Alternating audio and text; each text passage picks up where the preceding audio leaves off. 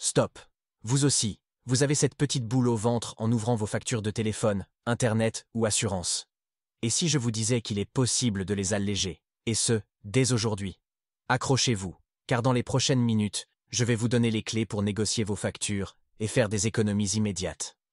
Salut à tous et bienvenue sur Mindset et Finances. Et aujourd'hui, on s'attaque à un sujet qui nous concerne tous, nos dépenses récurrentes. On va décortiquer ensemble comment négocier efficacement vos factures de téléphone, internet et assurance pour alléger votre budget sans effort surhumain. Prêt à récupérer du pouvoir d'achat? Alors, c'est parti. Partie 1. Comprendre et préparer la négociation. Avant de décrocher votre téléphone ou d'envoyer un email, une petite préparation s'impose. C'est la clé pour une négociation réussie.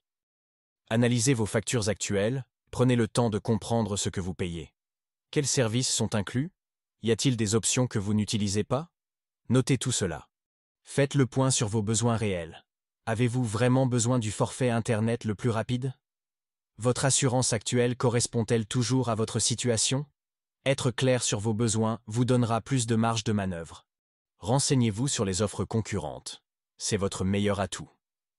Regardez ce que proposent les autres opérateurs et assureurs. Notez les prix et les services inclus. Cela vous donnera un point de comparaison solide. Partie 2. Les techniques de négociation. Maintenant qu'on est armé d'informations, passons à l'action. Voici quelques techniques efficaces pour négocier. Soyez courtois et respectueux.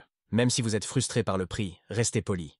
L'objectif est de trouver un terrain d'entente, pas de créer un conflit. Mettez en avant votre fidélité, si c'est le cas. Je suis client chez vous depuis X années, et j'aimerais savoir ce que vous pouvez faire pour me proposer un tarif plus avantageux.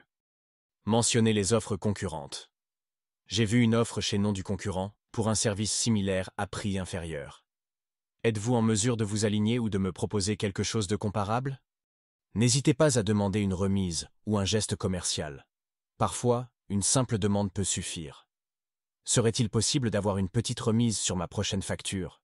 Jouez la carte de la résiliation en dernier recours. Si vous n'obtenez pas satisfaction, vous pouvez mentionner que vous envisagez de changer de prestataire. Souvent, c'est un levier puissant. Partie 3. Cas par cas. Voyons maintenant comment adapter ces techniques à chaque type de facture. Téléphone et Internet. Demandez les promotions en cours, négociez le prix si vous n'avez plus d'engagement, demandez une augmentation de la data ou du débit au même prix.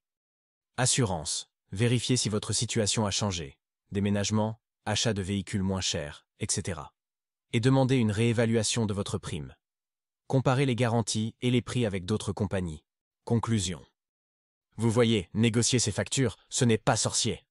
Avec un peu de préparation et les bonnes techniques, vous pouvez réaliser de belles économies sans vous priver.